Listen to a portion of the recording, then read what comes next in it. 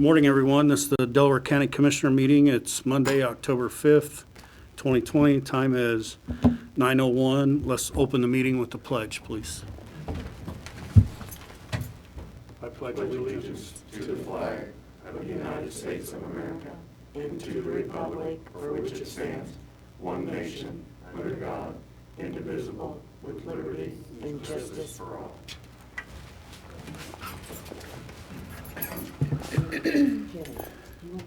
Thank you. Steve, could you call the roll, please? Ms. Reagan. Present. Mr. King. Here. Mr. Henry. Here. Mr. Brook. Here. Thank you. Okay, we'll go to public hearing. We'll open a public hearing for the tax sales certificates. Who's here to discuss the bill? Morning, Commissioners. Bill Walders, ECI Regional Planning District. The three there on Gilbert, those are the city machine properties on the tax sale we're asking for. Those are for a grant, EPA assessment grant we're going for with SME.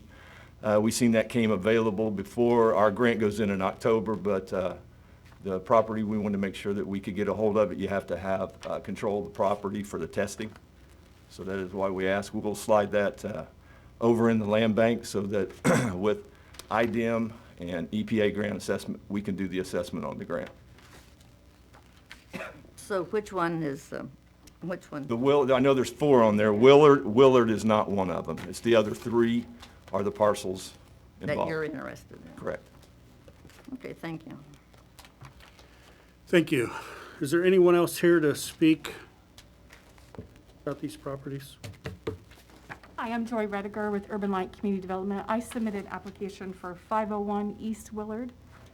My organization is interested in partnering with the Industry Neighborhood Association and industry residents, and have already started the conversation with those residents about a beautification gateway project. That property sits on the corner of Madison and Willard, and we'd appreciate entertaining the application. Thank you. Thank you. Both of these organizations have submitted the requisite application and provided the information showing their tax exempt status. So we don't have any issue with that, as well as the other documents necessary. Is there anyone else here to speak about these properties? I move we close the public hearing. Second. We have a motion to close the public hearing in a second. Roll call, please. Ms. Reagan. Yes. Mr. King. Yes. Mr. Henry. Yes. Thank you. Appointments, we have a Fair Board appointment, Charlotte Anthony. I know, Has she been a volunteer, I suppose? yeah, she's been a volunteer, and I can't remember now, Mark. Jane, can you remember who come off? Mark texted me last week, and Maybe it was just an open one that we hadn't filled. That could be. It's been open for a while. has it? And Charlotte has been on there before Yeah. and is a good board member. I'll make a motion to appoint Second. Mrs. Anthony. We have a motion to approve the appointment in a second. Roll call, please. Mr. King. Yes. Ms. Reagan. Yes. Mr. Henry. Yes. Thank you. Approval of the minutes, September 21st, 2020 meeting, and September 29th, 2020 special meeting. Motion to approve both. Second. A motion to approve both sets of minutes in a second. Roll call, please. Ms. Reagan. Yes. Mr. King. Yes. Mr. Henry. Yes. Okay, we'll move on down to presentations to the commissioners. This United Way kickoff. Ms. Wells? Good morning. I'm Elisa Wells from Ivy Tech Community College, Director of Community Engagement and Wraparound Support. And I wanted to just take a few minutes. I'm co-chairing with Chancellor Jeff Scott and Jeannie Hamlin-Fox from our Henry County campus for United Way. And so I'm here to loosen your pockets, so don't get nervous. Just want to talk to you a little bit about United Way. First of all, I've been a United Way supporter since I was a kid, and I'm really going to date myself now. When we were little, and I was at Blaine Elementary, when you gave to United Way, you got the little pin to show that you supported United Way, and it was something to be proud of because you were helping your fellow man. I still have that sentiment in my heart today, as do my co-chairs for the 2020 United Way campaign. We were very, very excited when Jeannie and her team came and asked us if we would partner with them to co-chair this event. Of course, we didn't know we'd have a pandemic, but I am so confident that the people of Delaware, Henry, and Randolph counties will step up and support the great work that's being done. A couple of things I want to just remind us of is one is the bold goal that United Way has of having every third grade reader at third grade reading level by 2024. As an educator, that's very important to me. As a parent and now a grandparent, that's very important to me that we are investing in our young people. As you all know, third grade is a good indicator of how successful that student will be, and we need every effort we can to support them. I think should be put to the forefront. This year, we're very, very fortunate, and I love being able to boast about this. Due to the generosity of Ball Brothers Foundation, we now have funds for every gift that is increased. If you have given to United Way, if you increase your gift by $1, they are going to match that dollar for dollar.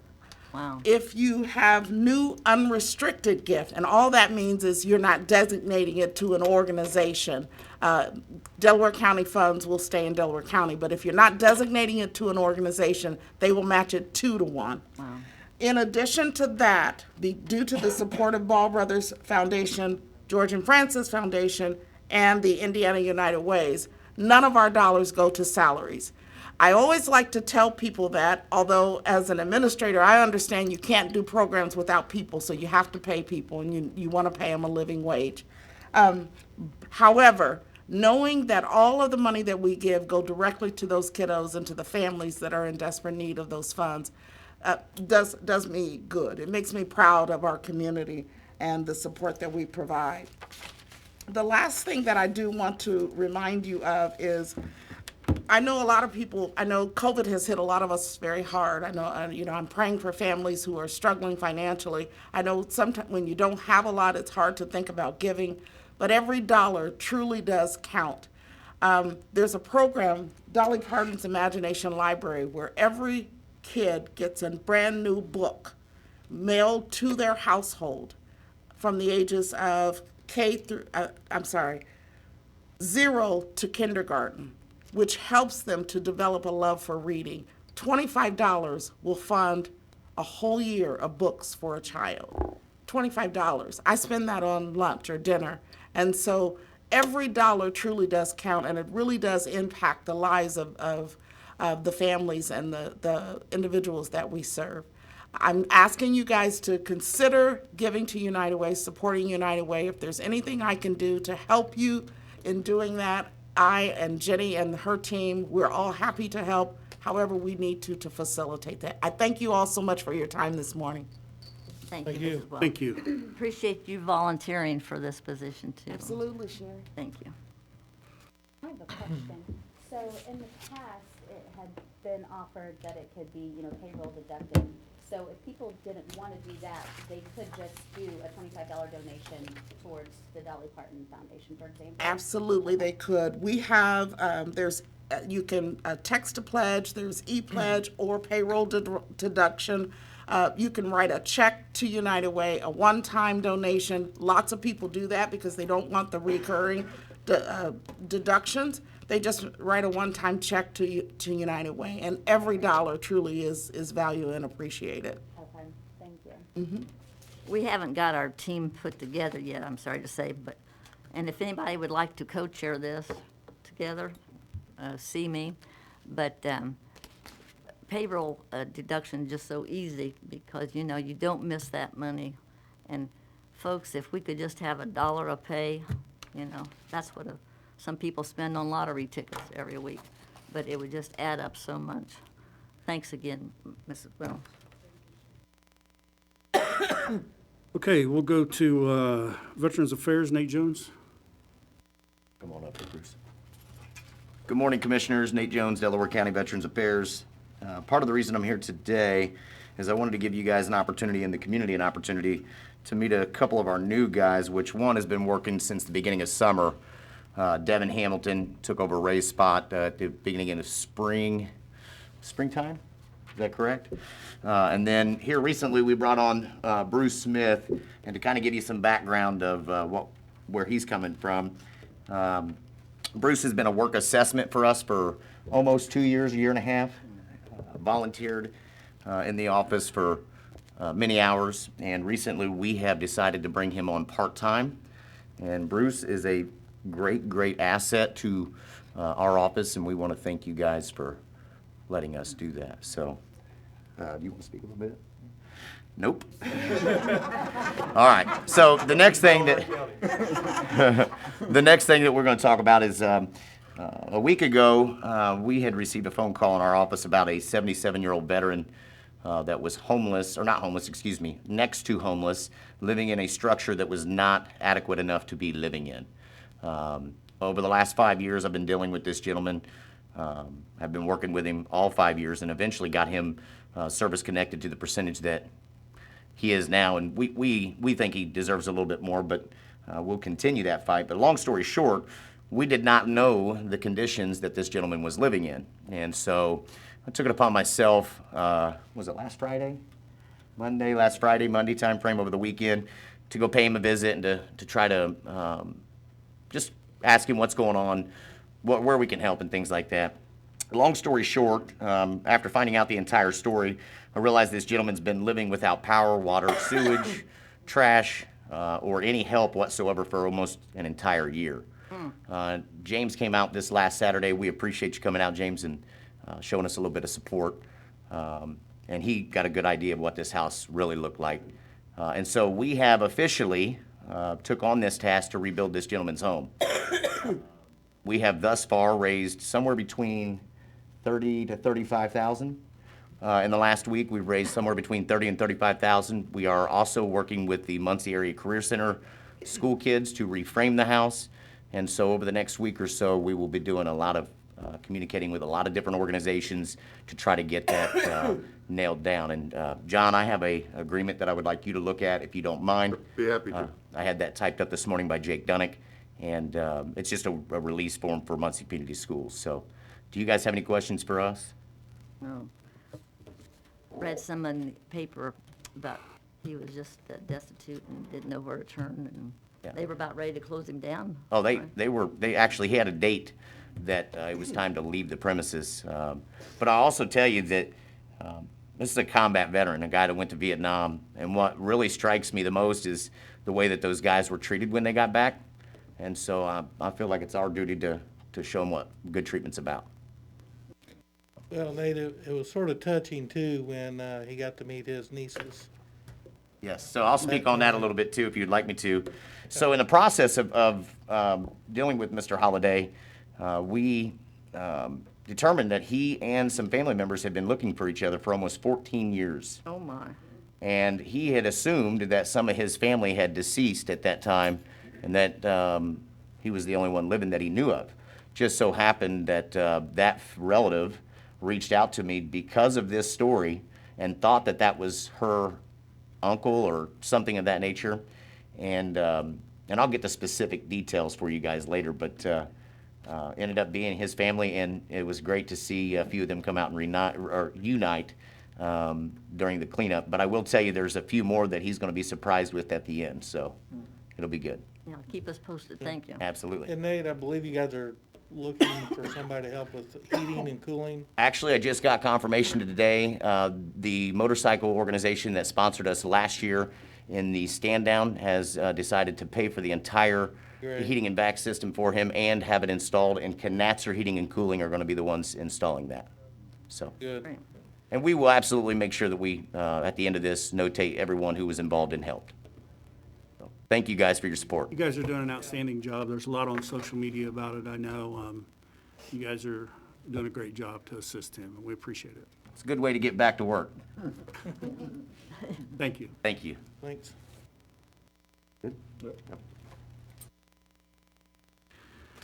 Okay, we'll go to contracts and agreements for approval. The Delaware County Sampson Tower PS replacement, Bruce Dunn.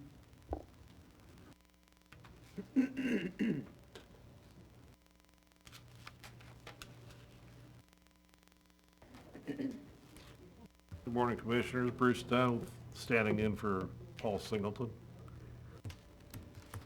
Could you just explain what needs replaced down there, Bruce, please? Yeah, it's a battery backup system for the tower site itself. When we have the power outage in between the generator coming up to speed, that's what carries the load. And the current unit's 30 years old, and it's failing, and we can't get any parts for it anymore, so we're faced with replacement.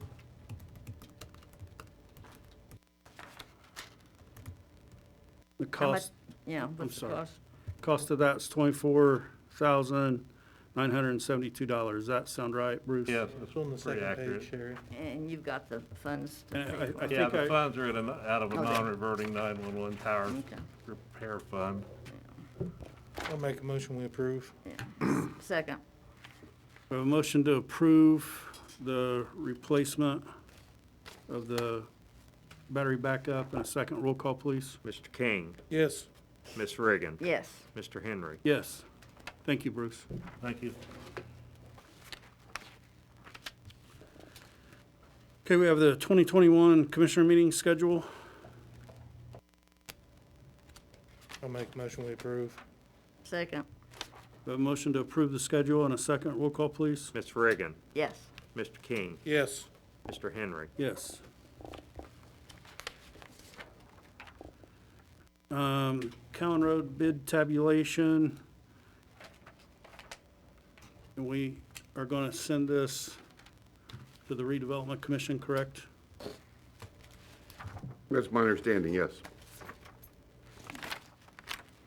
Yeah, I believe they are the ones that's going to fund it. Is that correct, John? Yes, that's correct. That's what I understand. So we need a motion to send it to them. So move, Second. Roll call, please. Mr. King, Yes. Ms. Reagan, yes. Mr. Henry. Yes.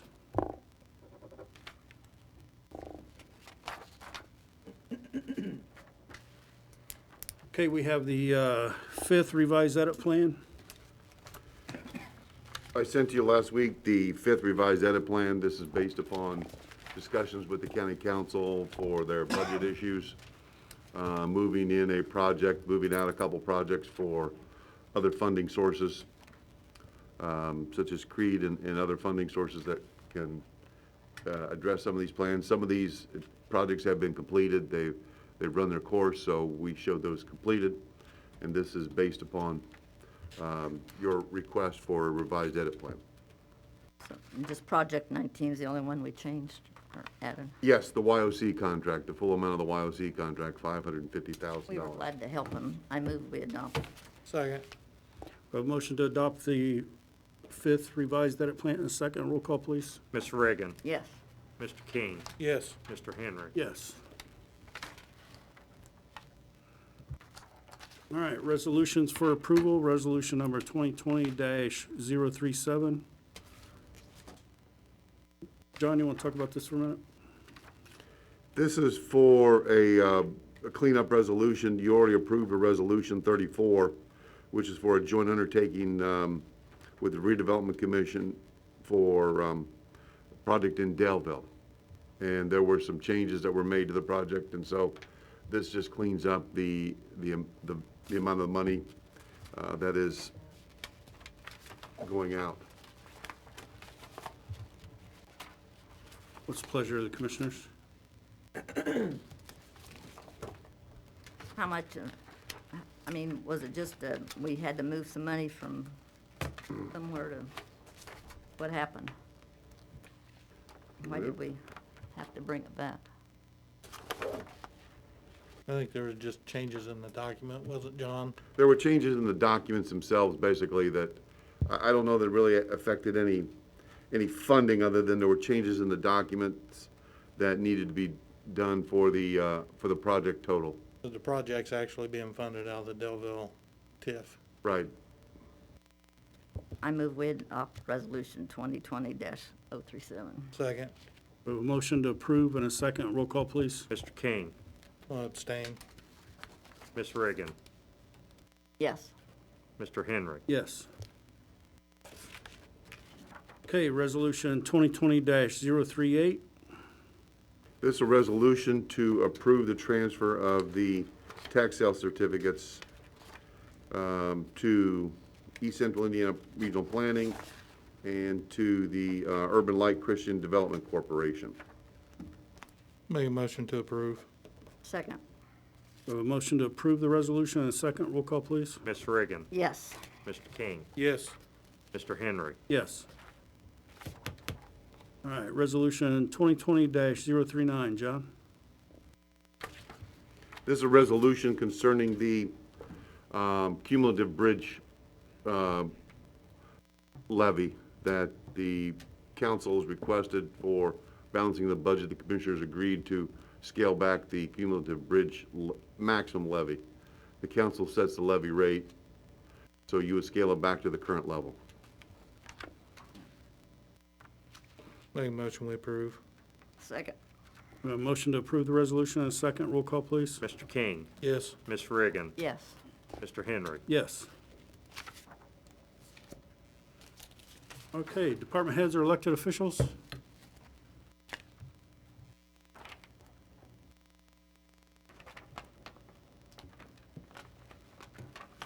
Okay, we have payment of claims, $3,336,476.73. Motion to approve. Second. Motion to approve the claims and a second. Roll call, please. Mr. King, Yes. Ms. Reagan, Yes. Mr. Henry. Yes. Ms. Honeycutt, did anyone sign up to speak? John, are there any comments No, online? no, not at all. Make a motion we recess. A motion to recess. Second. Roll call, please. Ms. Reagan, Yes. Mr. King, Yes. Mr. Henry. Yes. Recessed. Thank you.